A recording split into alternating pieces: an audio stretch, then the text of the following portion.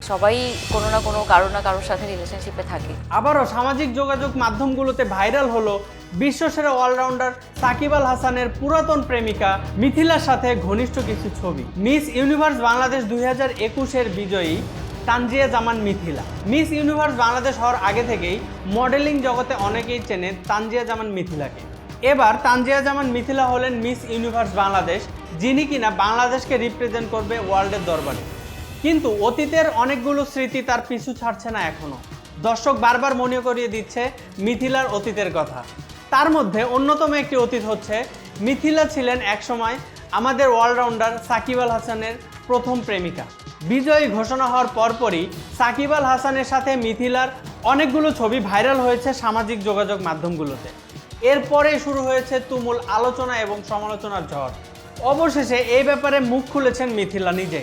তিনি বলেন, হ্যাঁ, অনেক বছর আগে আমাদের রিলেশন ছিল, কিন্তু এখন এসব বিষয় নিয়ে আমি আর কথা বলতে চাই না, কারণ সবার একটা ব্যক্তিগত জীবন আছে।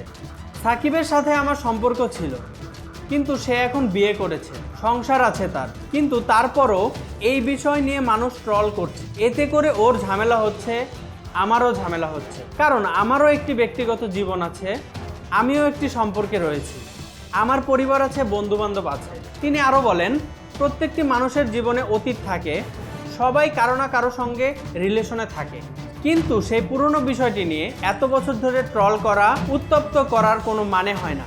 সাকিব ন্যাশনাল ফিগার, তাকে মানুষ সম্মান করেন, সবাইকে সবার শ্রদ্ধা করা উচিত। সেই জায়গা থেকে বলবো, এগুলো আসলেই করা উচিত নয়, এগুলো মেন্টাল টর্চার। আমিও কিন্তু মানুষ, আমারও আবেগ আছে, খারাপ লাগা আছে। সবাইকে বলবো, প্লিজ আপনারা এগুলো বন্ধ করুন। সাকিবের সাথে মিথিলার রিলেশনের ব্যাপারটা ছাড়াও আরও অনেক বিষয় মিথিলার বিরুদ্ধে দর্শকের অভিযোগ রয়েছে।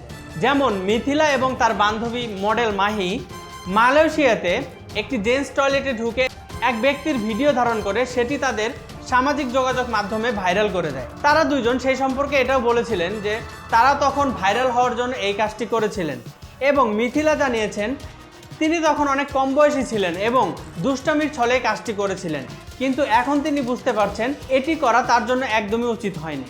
মিথিলা এবং সাকিবের রিলেশনটি নিয়ে সাকিব আল হাসান কিন্তু এখনও কোনো মুখ খোলেননি, কিন্তু আমরা সবাই জানি তার প্রথম প্রেমিকা ছিলেন মিথিলা।